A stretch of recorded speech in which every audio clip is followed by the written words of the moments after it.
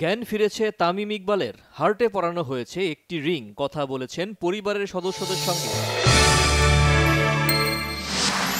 ঈদ সামনে রেখে আগেভাগেই ঢাকা ছাড়ছে মানুষ, অনেকে পাঠিয়ে দিচ্ছেন পরিবার পরিজনকে। এবার বিশেষ 10 ট্রেন। দীর্ঘ প্রতীক্ষিত চট্টগ্রাম সন্দ্বীপ ফেরি সার্ভিস শুরু, নদী বন্দর সহ সন্দ্বীপের উন্নয়নে সরকারের নানা উদ্যোগের কথা জানালেন প্রধান উপদেষ্টা।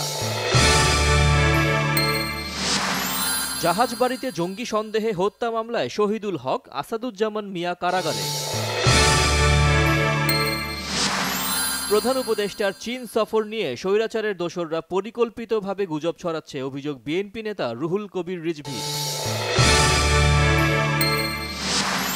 দেশে জরুরি অবস্থা ঘোষণা হতে পারে এমন যে খবরটি ছড়িয়েছে তা গসিপ বলে জানিয়েছেন স্বরাষ্ট্র সচিব নাসিমুল গনি।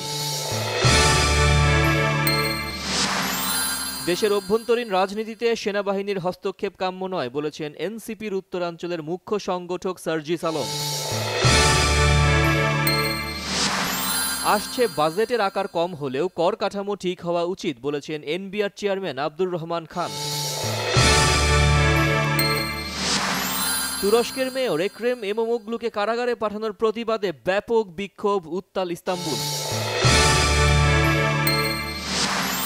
আইপিএলে আজ একমাত্র ম্যাচে মুখোমুখি হবে দিল্লি ক্যাপিটালস ও লখনৌ সুপার জায়ান্টস।